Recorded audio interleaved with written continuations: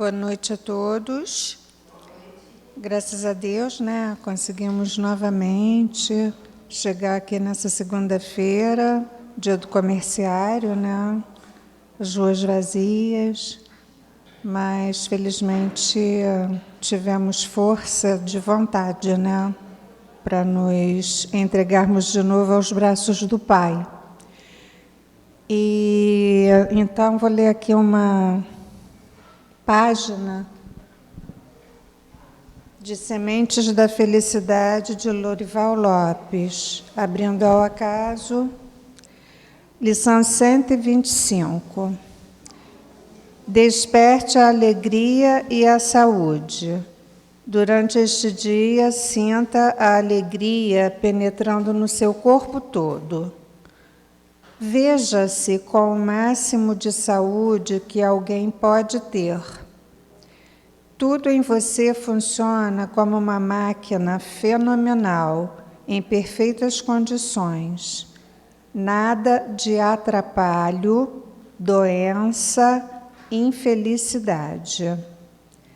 Não há do que se queixar. Agradeça a Deus por isto. Ande em paz e deixe o amor penetrar em você. A alegria e a saúde perfeitas realimentam-se no amor desinteressado. E aí, quando eu estava aqui esperando pela palestra, né? Aí eu estava sentada aqui fazendo uma posição de yoga. E aí eu relaxei muito, fiquei até mole com sono. E é isso, né? A saúde, a gente pode aproveitar os momentos, até mesmo quando está vendo televisão, sentar no chão e fazer uma postura de yoga, porque ali você está respirando, está relaxando, está acalmando e está entrando em sintonia, né? Com o cosmos e com a sua paz interior, trazendo a sua saúde e o seu equilíbrio. E por isso, né, por essa página maravilhosa que fala sobre esse amor próprio, né, conquista do amor próprio, que é o sossego e a paz, é que viemos aqui de novo, numa segunda-feira, Senhor, na sua casa, no seu templo sagrado, dizer obrigada, gratidão. Gratidão mais uma vez, Senhor, por estarmos aqui reunidos, por estarmos abrindo nosso coração para começar mais uma semana de trabalho e que, se Deus quiser, será uma semana de sucesso. E pedimos a espiritualidade maior, Caboclo Urubatão, Caboclo Tupinambá, Joana d'Arc, Grupo dos 100, que dê para o nosso palestrante tudo aquilo que ele possa passar para a gente com toda a sabedoria e com todo o amor que com certeza ele tem. E vamos levar para mais uma semana, que é o prazo para a próxima segunda-feira, em tentarmos acertar, Senhor. Assim seja, graças a Deus. Uma boa noite a todos. É sempre uma alegria muito grande estar com os companheiros do Centro Espírita Deus, Luz e Verdade. Nós gostaríamos de agradecer a direção da casa, por na condição de estagiários da vida, nós temos absoluta certeza de que a obra é do Cristo, mas a oportunidade de trabalho é toda nossa. Então, muito obrigado por mais esta oportunidade. Na noite de hoje, nós iremos estudar o capítulo 16 do Evangelho segundo o Espiritismo. Não se pode servir a Deus e a Mamon. Diz-nos o Evangelho de Lucas: ninguém poderá servir a dois senhores, pois ou amará um e odiará o outro, ou vice-versa. E afinal de contas, quem é Mamon? Numa interpretação medieval, Mamon foi considerado um falso deus, um deus da ganância e da riqueza. E o que é a riqueza? Certa vez ouvi de um grande pensador que rico não era aquele que possuía muito dinheiro, mas sim o que precisava de pouco. Muitas vezes ouvimos um companheiro dizendo: fulaninho é tão pobre que a única coisa que tem é dinheiro. E afinal de contas, o que é a riqueza? Ao nos consultarmos com o ilustre professor Google, Google nos diz que riqueza é abundância de bens materiais ou de qualidades. Eu repito, riqueza é abundância de bens materiais ou de qualidades. Quando eu era pequenininho, lá em Bangu, todo dia 31 de dezembro, nós íamos passar as noites de Réveillon na casa dos meus saudosos tios, Teresa e Tião. E, aliás, tio Tião é o melhor churrasqueiro que eu já conheci até o dia de hoje. E recordo-me que naquelas noites felizes de Réveillon, nós cantávamos uma canção que para a minha família era quase um hino, que nos dizia: adeus, ano velho, feliz ano novo, que os sonhos se realizem no ano que vai nascer. Muito dinheiro no bolso, saúde para dar e vender. Saúde para dar e vender, ok. Mas o muito dinheiro no bolso será objeto do nosso estudo na noite de hoje. Nesse período do ano, no final do ano, eu vejo muitos companheiros barganhando com a divindade. Porque no final do ano, aqui no Brasil, nós temos a famigerada Mega Sena da virada. E aí eu vejo muitos companheiros dizendo: olha, se eu ganhar a Mega Sena da virada, eu vou fazer isso, aquilo outro, eu vou ajudar o fulano, beltrano, ciclano, e ainda vai resolver todos os meus problemas. Eu pergunto aos amigos do Deus Luz e Verdade: ganhar na Mega Sena hoje, na Mega Sena da virada, resolveria todos os nossos problemas? Será que o dinheiro é capaz de resolver hoje todos os nossos problemas? Assim pensava Jerônimo da Silveira, do livro Memórias de um Suicida. Jerônimo da Silveira, comerciante português do século XIX, que ao ver aproximar-se de si a falência, temendo a vergonha e a pobreza, num ato impensado, tira a própria vida com um disparo de arma de fogo, deixando na terra a esposa e 4 filhos desamparados. Eu pergunto aos amigos: será que o dinheiro é capaz de resolver todos os nossos problemas? Será que o dinheiro é um fator determinante para a nossa felicidade? Eu tenho um amigo chamado André, que também é cego. E vocês vejam, na minha última palestra eu tinha prometido não trazer nenhuma história de cego nesta, né? Mas eu não resisto, é uma questão de mercado, né? Reserva de mercado, eu não me aguento. E o André, ele é professor de História do município do Rio de Janeiro. E o André e eu, nós temos uma característica muito em comum. Nós somos muito observadores da vida alheia, ou no bom português, fofoqueiro mesmo, né? E fazia muito tempo que eu não encontrava o André. E umas semanas atrás eu encontrei o André. E vocês imaginem, né? Botaram o papo um dia sem se encontrar. O André é muito falador. E ele me contou muitas histórias, dentre as quais eu achei uma muito interessante. Ele estava me dizendo que na segunda-feira, depois do carnaval nesse ano, e um pequeno detalhe, nós aqui sabemos que no Brasil o ano não começa 1º de janeiro, né? O ano começa na segunda-feira, depois do carnaval. E o André estava me dizendo que na segunda-feira, depois do carnaval, ele foi trabalhar. E o André, muito conversador, né, ficou perguntando aos alunos, aos inspetores, às merendeiras e aos seus colegas professores como havia sido aquele período de descanso, o carnaval. E ele me disse que 2 respostas lhe chamaram muita atenção. Foi de um professor e de uma professora. Por quê? Porque ambos têm filhos mais ou menos da mesma idade, entre 3 e 4 anos de idade. Mas eles têm uma situação econômica muito diferente. O professor luta com grande dificuldade, pois na sua casa somente ele trabalha, a esposa encontra-se desempregada. Já a professora não. Essa tem uma situação econômica muito mais favorável.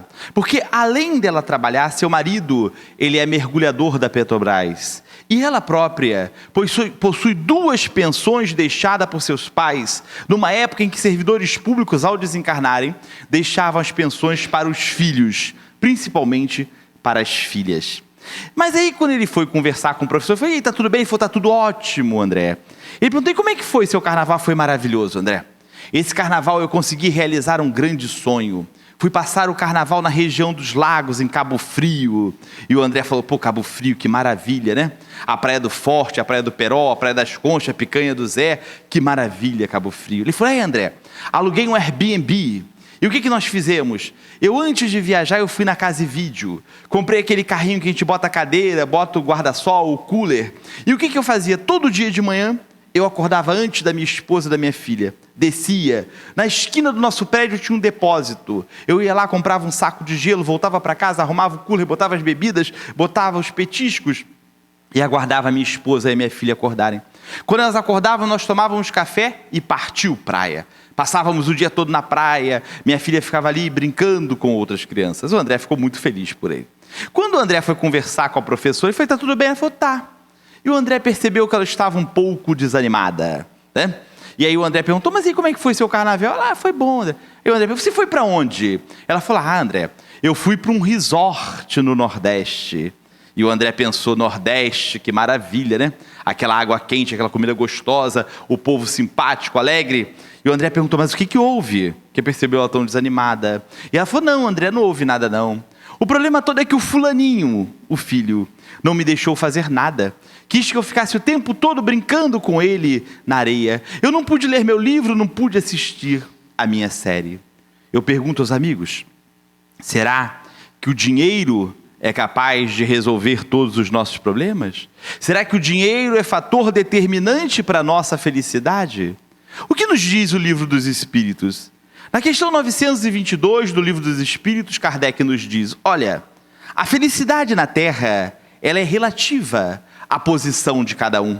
Porque o que é motivo para a felicidade de um, seria motivo para a desgraça do outro.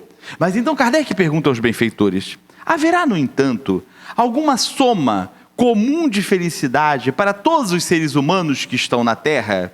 E os benfeitores da humanidade respondem: em relação à vida material, é ter a posse do necessário. Em relação à vida moral, é ter a consciência tranquila e a fé no futuro. Nós estamos estudando o capítulo 16 do Evangelho segundo o Espiritismo. Não se pode servir a Deus e a Mamon. Certa feita, o mancebo vai ao encontro do Rabi e lhe diz: bom mestre, o que preciso fazer para ser salvo, para ter a vida eterna? E Jesus então lhe diz: por que me chamas de bom? Bom é Deus que está no céu. Mas disse ao mancebo: observa os mandamentos. E o jovem indaga: mas quais mandamentos, Senhor? E o Rabi lhe diz: os trazidos por Moisés. E o jovem então lhe diz: mas Senhor, isso eu já faço. O que preciso fazer mais para ter a vida eterna, para ter a salvação? E o Rabi diz a ele: vá, vende todos os teus bens, doa aos pobres, volta e me segue. E o mancebo afasta-se tristemente, pois possuía muitos haveres e não pensava em abrir mão dos mesmos.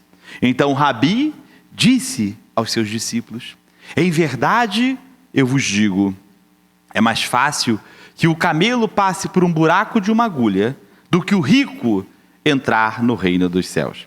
Um pequeno parêntese: que buraco de agulha é este que o mestre nos fala nessa passagem? Agulha eram pequenas portas abertas à noite em Jerusalém, após o fechamento dos portões principais da cidade.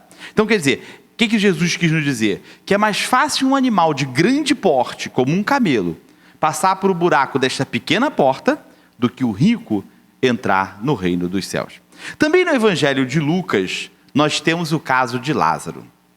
Havia um homem muito rico, que vestia-se de púrpura e linho, e tratava-se magnificamente todos os dias. Havia um outro irmão, muito pobre, em situação de rua, chamado Lázaro. Lázaro tinha seu corpo coberto de chagas e permanecia na porta daquele homem muito rico, pensando em mitigar sua fome com com as sobras da mesa do rico. Mas nem isto lhe davam de comer. Ocorre que Lázaro veio a desencarnar, e os anjos vieram o buscar e o levaram para junto do seio do pai Abraão. O rico também desencarnou e teve como sepulcro o inferno. E quando ele estava lá nos tormentos do inferno e olha para o alto, ele vê Lázaro junto de Abraão. Então ele suplica: Pai Abraão, me manda Lázaro, para que possa molhar a ponta do dedo da água, para que me refresque a língua, pois sofro enormes tormentos nessas chamas. E Abraão então lhe diz: meu filho, tu tiveste todos os teus bens enquanto estava na terra, enquanto Lázaro só teve males. Agora é justo que Lázaro esteja na consolação e você nos tormentos. Com essas passagens, nós conseguimos perceber o quão difícil é a prova da riqueza. Prova esta da riqueza que muitos de nós infantilmente tanto desejamos. Mas o capítulo 16 do Evangelho segundo o Espiritismo nos diz mais. Nos diz que a prova da riqueza, ela é uma prova mais perigosa, mais arriscada do que a prova da pobreza. Vejam, meus amigos, eu não estou aqui dizendo que a prova da pobreza seja uma prova fácil. O que o Evangelho nos diz é que a prova da riqueza é uma prova mais perigosa, mais arriscada do que a prova da pobreza. Porque a riqueza, ela estimula em nós sentimentos desfavoráveis, como o orgulho, o egoísmo e a vida sensual. Quantos de nós já falimos e quantos ainda vamos falir na prova da riqueza? No livro Ação e Reação, nós temos o caso de Silas. Silas, para auxiliar Antônio Olímpio e Luís, resolve contar a sua última encarnação para Clarindo e Leonel. Diz Silas Clarindo Leonel que na última encarnação ele foi um apaixonado pelo ouro e que sua mãe, ao perceber em suas atitudes a usura, estimula-o a estudar medicina. Pensava a mãe de Silas que com o contato com a miséria humana ele poderia se tornar uma pessoa melhor. Mas ocorre que a mãe de Silas veio desencarnar um pouco antes dele se formar médico. E ao se formar médico, Silas pega seu diploma e, como nós costumamos dizer, coloca na gaveta, né? Não exerce a medicina. Ele preferiu acompanhar de muito perto o inventário dos bens de sua mãe, o que até assustou seu genitor. O pai de Silas era um advogado materialista muito rico. O pai de Silas tinha 60 anos de idade e resolveu contrair novo matrimônio, agora com uma jovem de menos de 30 anos de idade chamada Aida. Silas passou a ver em Aida uma adversária, uma rival, com quem ele teria que dividir o patrimônio da família. E Silas queria livrar-se de Aida. Um dia, o genitor de Silas pede a ele que acompanhe Aida em uma festividade representando-o, porque estava doente, e Silas vai. Nessa festa, Silas conhece Armando, primo de Aida, um jovem perdulário e fanfarrão, que logo Silas percebe que era apaixonado por Aida. Então Silas, fingindo amizade a Armando, traz Armando para o convívio de sua família, jogando Armando nos braços de Aida. Aida ainda resiste por um tempo, mas depois acaba virando amante de Armando. Certa noite, Silas faz crer a Armando e Aida que ele não estava em casa. Seu genitor estava acamado. Então Aida e Armando vão para um dos quartos da mansão e passam a se relacionar amorosamente. Silas vai até o quarto de seu genitor e diz ao seu pai que a esposa está lhe traindo. O pai pede provas e Silas conduz o pai até o quarto onde estava Aida e Armando. Ao serem surpreendidos, Armando foge. Aida cai em uma crise nervosa. 2 semanas depois, Aida aparece morta. Todos acreditaram que Aida havia se suicidado. O pai de Silas estava muito doente, não mais sai da cama. E no momento de sua morte, o pai de Silas diz a ele que, na verdade, Aida não tinha se suicidado, ele tinha a envenenado. Depois da morte do pai, Silas percebe a gravidade de suas atitudes. E não querendo mais conviver com toda aquela situação, não suportando-se, Silas resolve sair em excursão de recreação pela Europa. Às vezes nós agimos como Silas, né? Nós achamos que o nosso problema está no CEP, mas os nossos problemas não estão no CEP. Os nossos problemas estão no CPF. E os problemas de Silas, adivinha? Foram com ele para a Europa. O mais belo espetáculo artístico, a mais saborosa refeição, nada trazia alegria para Silas. E como Silas não conseguiu a paz desejada, ele resolve voltar para o Brasil. Mas ele não queria voltar a morar naquela casa que tinha morado com seus pais. E ele vai passar então uns dias na casa de um de um amigo de seu genitor. Esses dias transformaram-se em meses. Depois da morte do pai, Silas adquiriu um grave problema no estômago.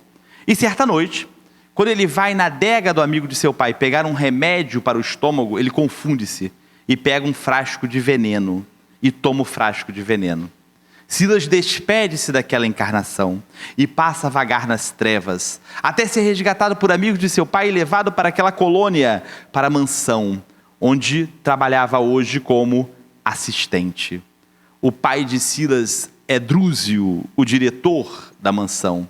E Drúzio e Silas trabalhavam, até terem a oportunidade de reencontrar Aida. Quando eles reencontrassem Aida, a mãe de Silas, que era sua genitora, voltaria à terra com Drúzio, casariam-se e receberiam mais uma vez Silas como filho. Silas se formaria médico, mas agora não com as facilidades de um jovem rico, formaria-se com grande dificuldade. E Silas receberia como irmã Aida, que viria com graves problemas neuropsíquicos. E Silas deveria ser o guardião, o protetor de Aida. Então, nós conseguimos perceber que a prova da riqueza, que muitos de nós infantilmente tanto desejamos, na verdade, ela é uma prova mais perigosa. Ela é uma prova mais arriscada do que a prova da pobreza. Porque a riqueza estimula em nós sentimentos desfavoráveis, como o orgulho, o egoísmo e a vida sensual. Mas vejam, o fato da prova da riqueza ser mais perigosa, mais arriscada, não a torna intransponível, invencível. Afinal de contas, como já nos disse o grande poeta popular Xande de Pilares, ninguém vai poder atrasar quem nasceu para vencer. Ninguém vai poder atrasar quem nasceu para vencer. E todos nós nascemos para vencer. Sabe por quê? Porque não há uma única encarnação que seja programada, que seja organizada para o fracasso, para a falência. Todas as encarnações são programadas para darem certo. Se nós falimos, se nós sucumbimos, se nós fracassamos, é culpa exclusivamente nossa. Mas a encarnação foi programada para dar certo. No capítulo 16 do Evangelho segundo o Espiritismo, nós temos o caso de Zaqueu. Aquele mesmo Zaqueu que ficou muito famoso em Madureira nos anos de 2008 e 2009. Nessa época, em 2008 e 2009, eu morava em Quintino Bocaiúva, aqui perto. E virou e mexeu, eu estava em Madureira. E, aliás, eu gosto até hoje de ir no Mercadão de Madureira, né? Porque, como já nos diz o saudoso Arlindo Cruz, no Mercadão a gente sempre consegue uma boa pechincha, né? Mas naquela época eu ia muito mais a Madureira. E havia algo muito interessante em 2008 e 2009 em Madureira. Quando nós chegávamos em Madureira, nós percebíamos que todos os estabelecimentos comerciais estavam tocando a mesma música, que dizia: entra na minha casa, entra na minha vida, mexe com minha estrutura, sara todas as feridas. Zaqueu tinha muito interesse na personalidade de Jesus. Zaqueu queria conhecer Jesus. Zaqueu era chefe dos publicanos, dos cobradores de imposto, homem muito rico. E ele ficou sabendo que o Rabi iria passar por Jericó. Então ele queria ver Jesus ainda que fosse uma única vez, mas tinha um pequeno problema. Todo lugar que o Rabi passava, concentrava em torno dele uma grande multidão. e Zaqueu era de baixa estatura. Mas Zaqueu era muito esperto, muito inteligente. Então o que ele fez? Ele ficou sabendo o caminho que Jesus ia fazer. E tinha uma rua que tinha uma árvore muito alta. Então ele vai mais cedo para essa rua e sobe, fica lá no alto da árvore esperando o Rabi. Quando o Rabi se aproxima da árvore, ele olha para o alto e diz: Zaqueu, dá-te pressa em descer daí, porque hoje preciso que me hospede em tua casa. Zaqueu, jubiloso, desceu correndo da árvore e foi para casa organizar as coisas. A multidão que estava rodeando o Rabi ficou comentando: como assim? Como é que o mestre vai se hospedar na casa deste homem de má vida?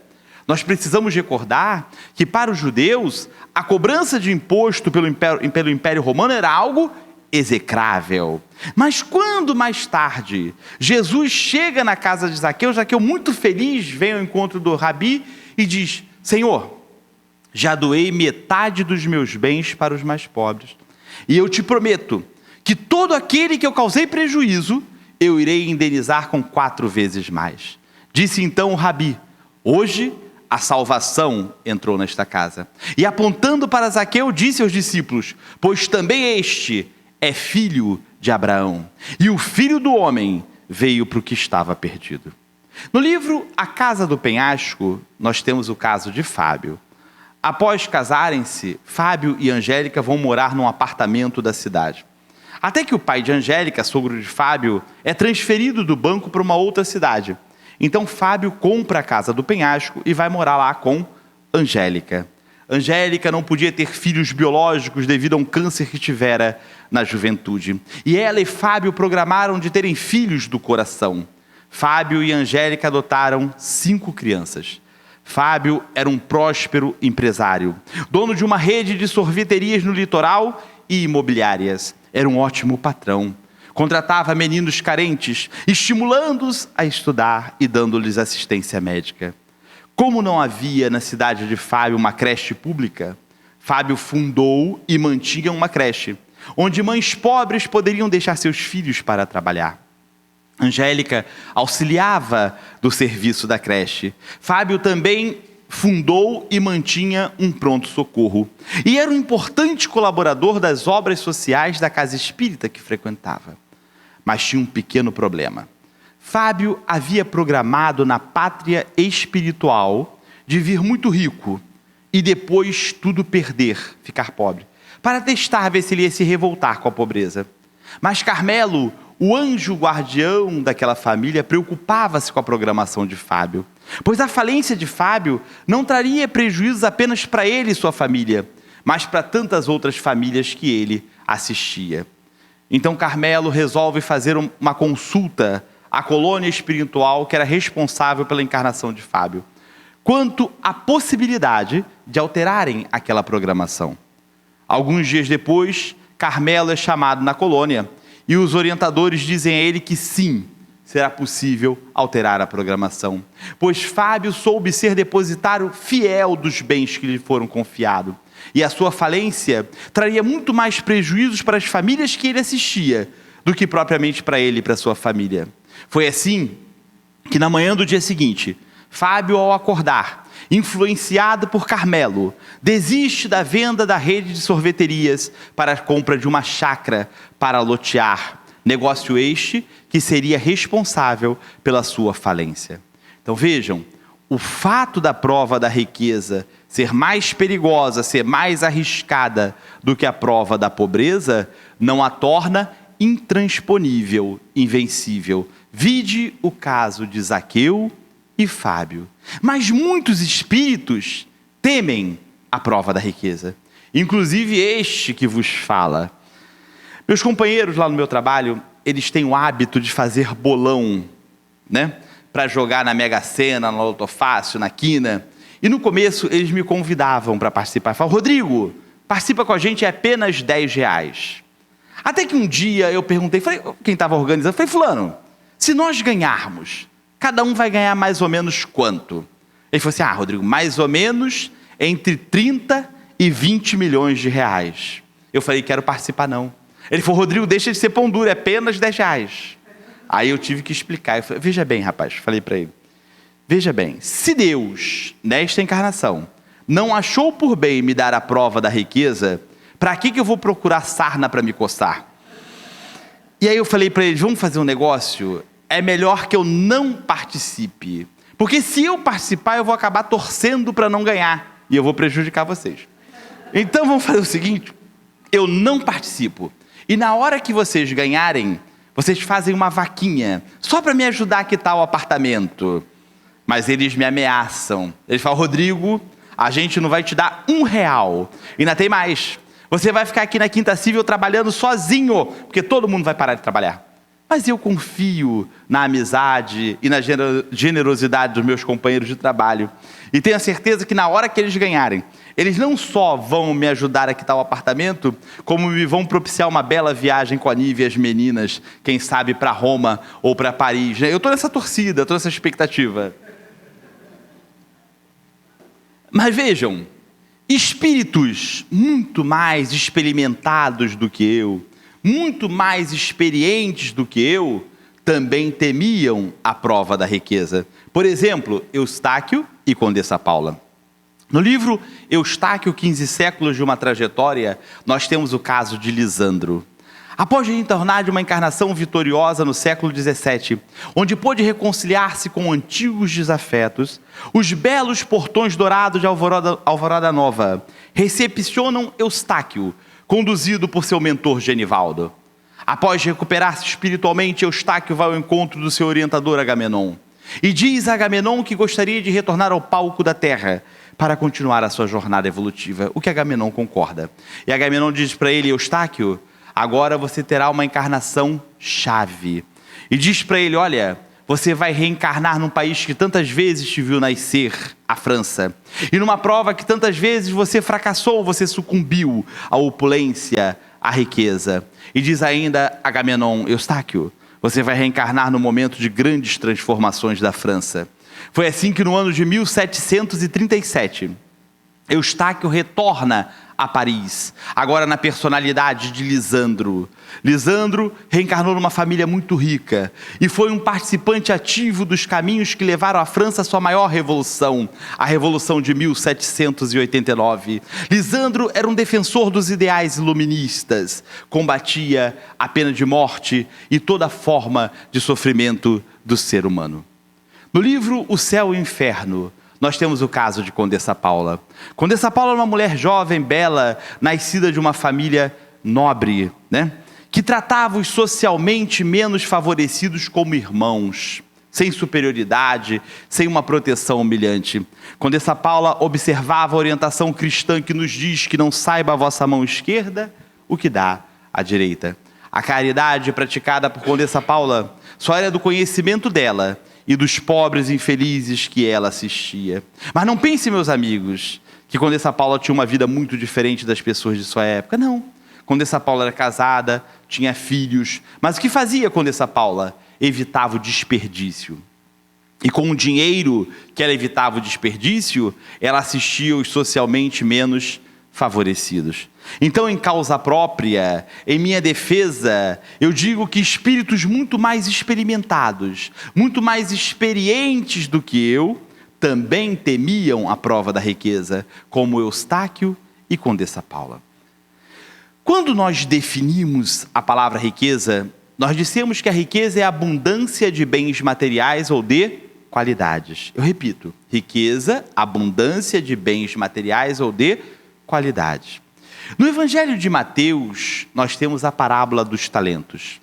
Disse-nos o Rabi, o Senhor age como um homem, que tendo que fazer uma viagem para um país distante, confia seus bens aos seus servos, a um entregando 5 talentos, a outro 2 talentos e ao outro 1 talento. Tudo de acordo com a capacidade de cada um. O que ganhou 5 talentos, saiu, negociou e ganhou mais 5.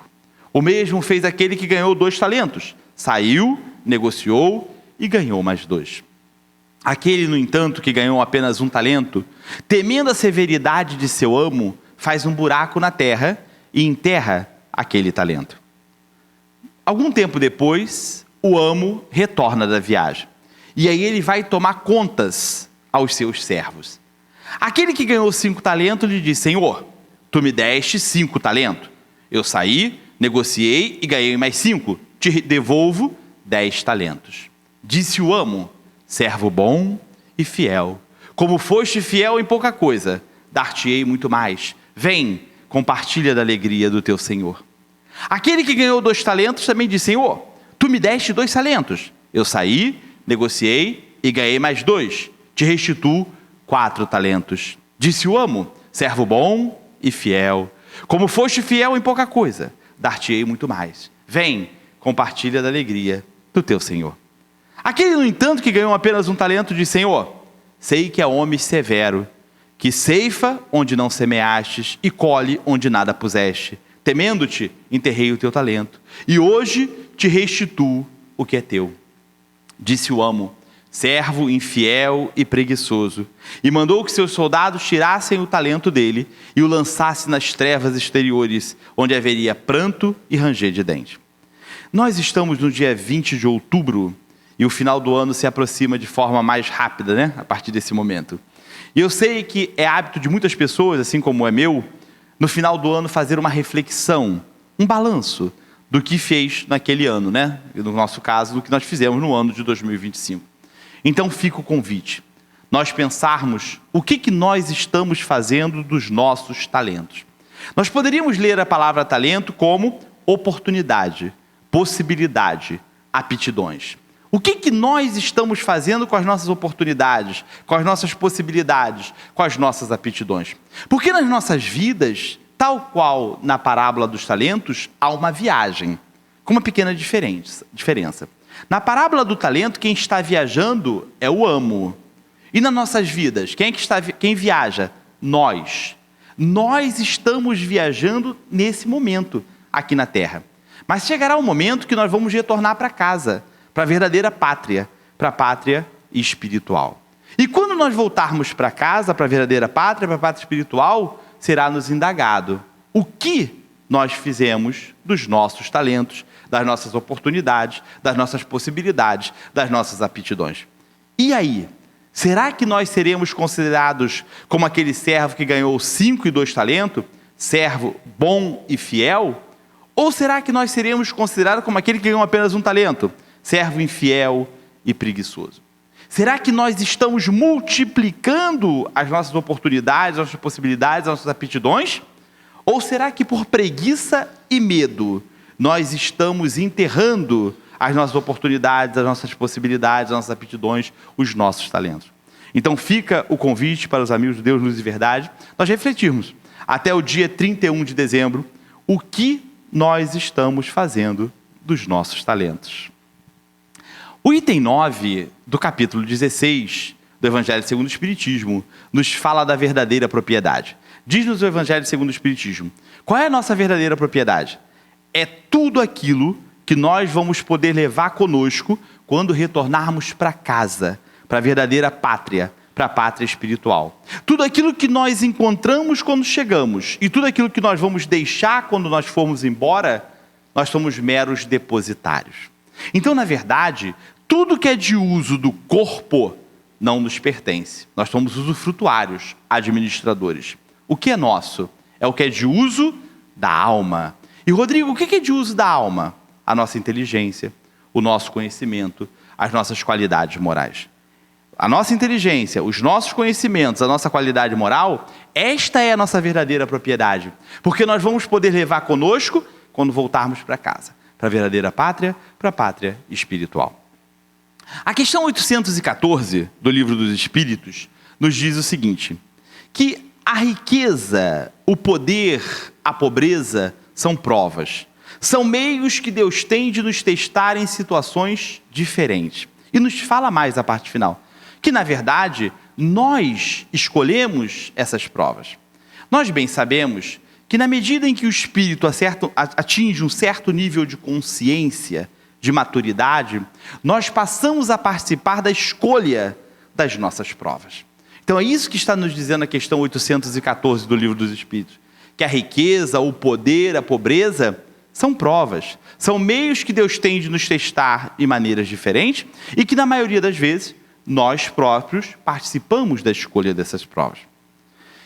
Zeca Pagodinho, em sua belíssima canção, nos fala que Digo sinceramente que na vida, coisa mais feia é gente que vive chorando de barriga cheia. A psicologia e as religiões são unânimas e pacíficas em reconhecer que nenhuma vantagem, nenhum benefício tem para o ser humano queixar-se, reclamar da vida. E muito menos para nós espíritas. Porque nós espíritas bem sabemos que a riqueza, a pobreza, a cegueira, a enfermidade, o poder são provas, são lições, são os livros que precisamos ler nessa grande sala de aula chamada Planeta Terra. Nós já sabemos que Deus não pune ninguém. Deus não pune, Deus educa. E que não há nas leis do Senhor da vida a figura da vítima. Nós não somos vítimas de nada nem de ninguém. Nós somos herdeiros de nós mesmos. Eu colho hoje tudo aquilo que eu plantei ontem. E eu estou semeando hoje o que eu vou colher amanhã. Então, se eu tiver que me queixar de alguém, eu tenho que me queixar de quem? De mim mesmo. Lembrem-se, na vida, coisa mais feia é gente que vive chorando de barriga cheia. Que nós possamos pegar os nossos arados e seguirmos felizes a nossa tarefa, amando, trabalhando, semeando e esperando que dias melhores só dependem de cada um de nós. Muito obrigado pela caridade de vocês terem me ouvido na noite de hoje. Muita luz, muita paz a todos. Eu, mais uma vez, sinceramente agradeço a direção do Deus Luz e Verdade por mais essa oportunidade. E aproveito esse momento para desejar a todos um Feliz Natal, um próspero ano de 2026. Que em 2026 nós tenhamos saúde para dar e vender e os recursos necessários para seguirmos adiante. Uma boa noite, meu muito obrigado e até 2026. Meus irmãos, toda segunda-feira a gente recebe cada puxão de orelha, né? Cada dica. Não é fácil não, hein? A gente não pode chegar depois do outro lado e dizer, eu não sabia. Tem que chegar com muita cara de pau, né? Porque toda segunda-feira aqui, o Rodrigo hoje nos trouxe tanta informação, tanta coisa, né, que nós precisamos refletir. Mas isso é muito bom. Isso ajuda a gente a repensar na vida e tentar seguir a caminhada com mais harmonia, né? Mais próximo das leis divinas. É todo um processo que não é fácil, mas estamos aí na luta, né? E o Rodrigo nos trouxe aí palavras de esperança, né? De carinho, de orientação. Isso é muito bom, porque o conhecimento nos liberta, né? Liberta das nossas dores tão profundas, e muitas delas, às vezes, nós nem conhecemos, né? Então, vamos, nesse momento, orar, porque a oração, ela nos sustenta, nos dá força para seguir em frente. Então, nesse momento, nessa parte do nosso trabalho, nós convidamos a todos a orar, a fazer uma ligação muito especial com Deus, com Jesus, com Maria, com os bons amigos espirituais e os nossos anjos da guarda, que devem estar felizes de ver a gente numa casa como essa, séria, e ver o nosso esforço, né? Porque a natureza não dá salto. Essa mudança que estamos tentando há tantas encarnações, ela vai chegar e já está chegando. E o fato de estarmos aqui estudando, refletindo, já demonstra um certo grau de amadurecimento. Então vamos seguir em frente e vamos orar junto. Orar primeiramente para aqueles que desencarnaram, para aqueles que estão no plano espiritual, em alguma dimensão, em algum lugar na casa do nosso Pai.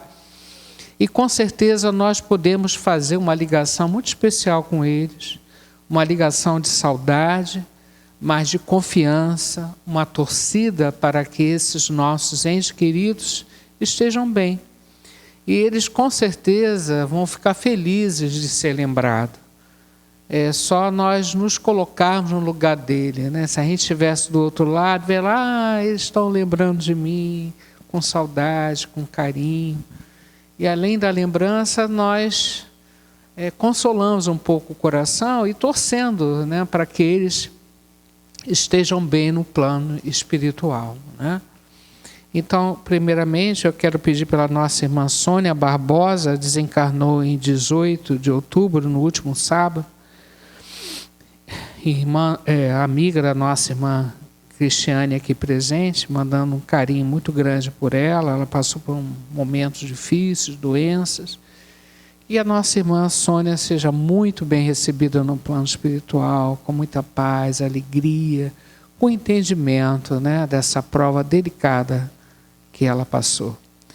E todos os nomes que nós colocamos na caixinha de prece, todos os nomes que estão no nosso coração, na nossa mente, todos eles vão receber nesse momento a nossa vibração carinhosa. E pedimos: Pai nosso, que estais no céu, santificado seja o vosso nome, venha a nós o vosso reino, seja feita a vossa vontade, assim na terra como no céu.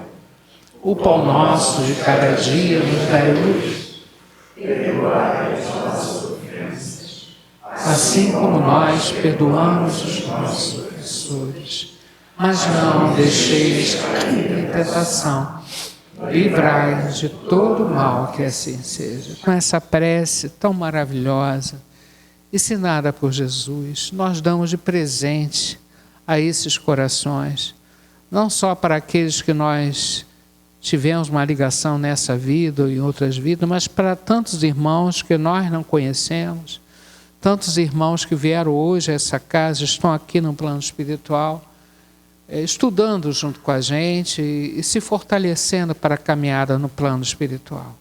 A todos eles, Deus possa abençoar e orientar. Que assim seja. E continuando, né, na nossa vibração, eu sempre falo, né, que a nossa casa, ela é uma casa, né, de 100 anos de trabalho no bem. Teve uma longa caminhada de acertos, de dificuldade, mas está aqui aberta, nos recebendo. Então é um ponto de luz que foi construído há vários anos, né? E essa energia foi se acumulando aqui. E é uma energia muito forte, atômica, poderosa, magnética, que tem um alcance muito grande. Porque isso é construção no amor. Então, nesse momento, nós queremos dividir essa energia bonita que está aqui, ampliada pela presença de Jesus, automaticamente aqui conosco, para aonde nós quisermos, para onde o nosso pensamento levar o nosso sentimento e chegar lá. Então, eu acho que o primeiro lugar que a gente pensa é na nossa casa, né? O pessoal que está em casa, que está assistindo pela internet, sintam-se nesse momento, independente da hora, que essa energia boa está chegando a vocês. Então, que essa energia, as irradiações sejam feitas, que ela primeiramente passe pela porta da nossa casa e vá lá, em todos os lugares da nossa casa, abençoando as pessoas que lá estão, especialmente aquelas pessoas que precisam de mais carinho, de atenção, que elas sejam abençoadas, né? E isso vai se espalhando em torno de nós, na nossa comunidade, no nosso ambiente de trabalho, e vai por aí afora, né? Para onde essa nossa energia tiver condição, força magnética, atômica de chegar. E eu tenho certeza que essa energia é muito grande. Pedimos por todos os endereços que nós colocamos na caixinha de radiação, que esses lares sejam irradiados por essa luz bonita, que Jesus possa penetrar nesses lares, levando muito carinho, discernimento, coragem a todas essas pessoas, né? Nós pedimos pelo nosso Brasil, pela nossa terra escola querida, todo o universo. Graças a Deus. E também queremos pedir pela nossa saúde, né? Toda segunda-feira nós recebemos uma medicação direto na veia, direto na mente, que é o estudo, né, de várias passagens do Evangelho, várias palestras aqui. Então a gente está recebendo renovação de energia, né? Que nós possamos aproveitar né? Não chegar aqui, sentar e ir embora como se nada tivesse acontecido, não. Nós precisamos absorver todos esses ensinamentos e deixar que a mudança aconteça o mais breve possível em nós, né? Iluminando a nossa mente, o nosso caminhar, possamos nos tornar pessoas melhores a cada dia, né? Então tudo isso é o quê? É saúde. A saúde que começa no nosso espírito, na nossa alma e atinge o nosso corpo, né? Passa pelo perispírito e atinge o corpo. Então pedimos saúde a Deus. Pedimos a Bezerra de Menezes, a equipe médica da casa, né? A tantos trabalhadores que atuam na área da saúde. Nós pedimos esse carinho por todos nós que estamos aqui presentes. Muitos de nós, às vezes, com problema de saúde, ou um desânimo, uma tristeza, que nós temos que jogar tudo isso fora, né? E pedir a Deus que nos dê esse ânimo, essa alegria de viver. Então temos aqui alguns pedidos também para Renato Rodrigues Dias, no Hospital Moacir Rodrigues do Carmo, enfermaria 402, leito 2.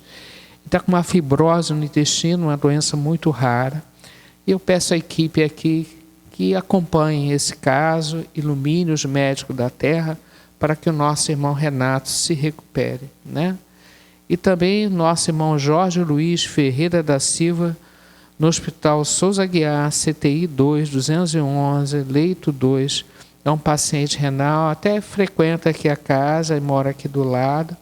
Nosso irmão Jorge Luiz receba o carinho dessa casa, que ele possa superar, né, esse momento de dificuldade e se recuperar. Então, que Deus possa abençoar o nosso irmão José Luiz com muito carinho. E também o nosso irmão Felipe de Azevedo Vale, 17 anos, ele vai fazer uma cirurgia amanhã.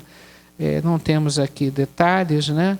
Mas a espiritualidade carinhosamente vai estar ao lado do nosso irmão Felipe de Azevedo Vale e ajudar os médicos da terra para que a cirurgia dê certo e ele se recupere, né? Pedimos por todos os nomes e endereços que nós colocamos na caixinha de visita médica.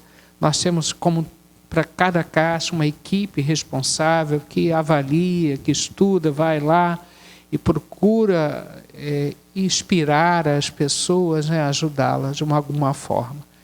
Então, para todos nós que estamos aqui, para todos os irmãos que estão pela rua, hospitais, asilos, orfanatos, prisões, todos eles sejam abençoados. Contam que Jesus certo dia andava junto ao lago azul de Genezaré. Vamos entrar nesse lago, vamos buscar o nosso ponto de equilíbrio, a renovação de nossas energias, olhando nesse momento para Jesus, usando essa capacidade de pensar e atrair o nosso Mestre para esta casa, para a nossa vida. Possamos pegar uma prenda de Jesus, tocar na veste dele e pedir esse socorro para a nossa alma, aliviando as nossas dores mais profundas, nos harmonizando na nossa saúde espiritual, saúde física. Ó Senhor Jesus, nos ensine o caminho da luz, da paz, da harmonia. Caridade, amor, bondade, luz, verdade, fé. Tanto no Tabor, em Jerusalém, quanto na Betânia, em Genezaré. Ele foi caminho, verdade, vida, como ainda é. Ó Senhor Jesus, atenda a todos os nomes que nós colocamos na caixinha de visita médica, todos eles sejam ajudados.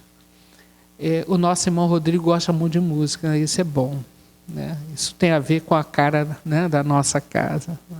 Então a gente encerra, né, essa segunda parte do nosso trabalho, cantando assim. Vê, estão voltando as flores. Vê, nessa manhã tão linda. Vê, como é bonita a vida. Vê, a esperança ainda. Vê, as nuvens vão passando. Vê, o novo céu se abrindo. Vê, o sol iluminando por onde nós vamos indo. Esse grande sol, nosso mestre amado Jesus, nos ajude, né? E essa música tem tudo a ver também com aquilo que o nosso irmão Rodrigo falou, né? Dos nossos talentos, da nossa vontade de ser melhor, da nossa esperança, da nossa alegria de viver. Eu agradeço a presença de todos vocês. Convidamos para a última parte, que é o momento do passe, né?